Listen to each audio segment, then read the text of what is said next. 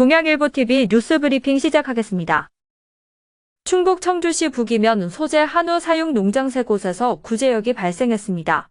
국내에서 구제역 발생이 확인된 것은 4년 4개월여 만인데요. 농식품부는 구제역 발생이 확인된 농가에서 사육하는 450여 마리를 살처분할 계획입니다.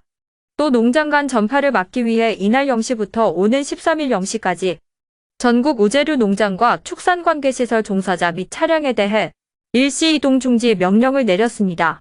충북도는 구제역 발생 농가에 초동방역팀을 긴급 투입해 사람과 가축 등의 이동을 통제하며 긴급 방역을 진행하고 있는데요.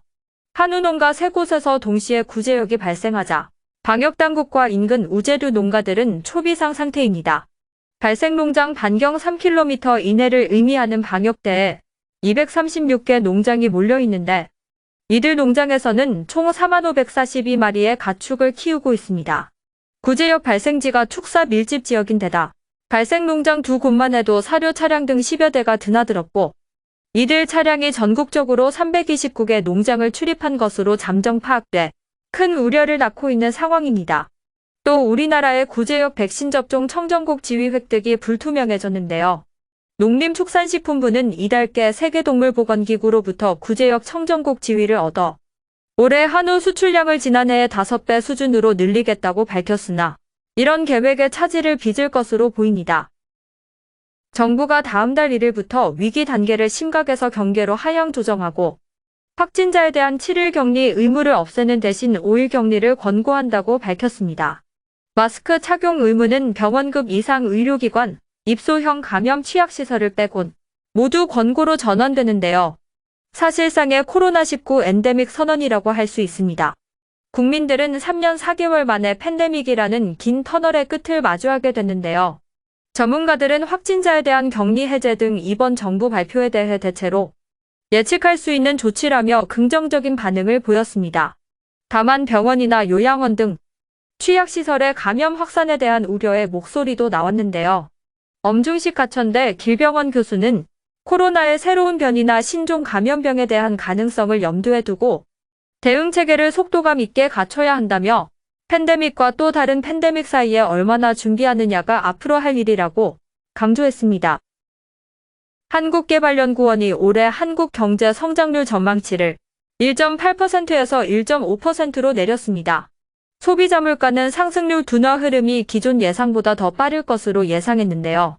KDI는 수출 위축에 따른 경기 부진이 지속하는 상황을 고려해 전망치를 하향 조정했다고 설명했습니다.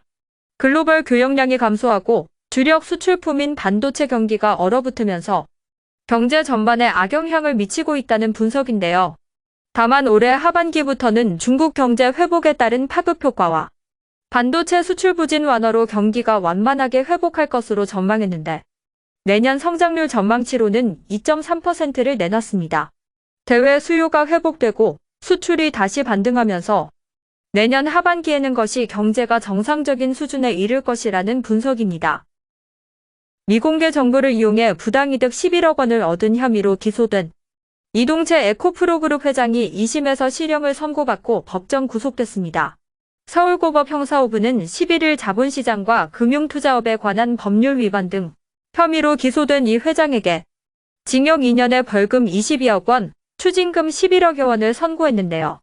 유사한 범행으로 함께 기소된 에코프로와 계열사, 에코프로비엠 전 현직 임직원 5명은 모두 징역형의 집행유예나 벌금형을 선고받았습니다.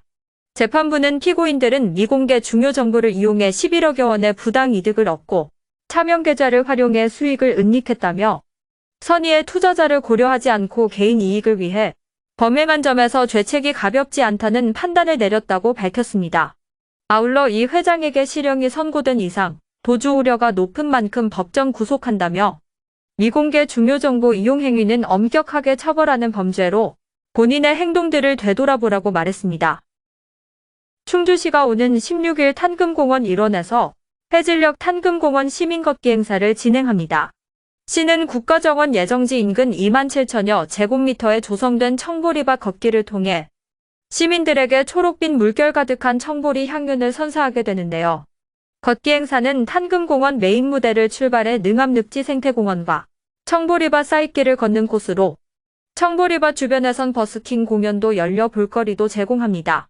시는 청보리를 수확한 뒤 코스모스를 심어 계절에 따라 다양한 경관을 시민들에게 제공할 계획입니다. 지금까지 5월 12일 뉴스 브리핑이었습니다.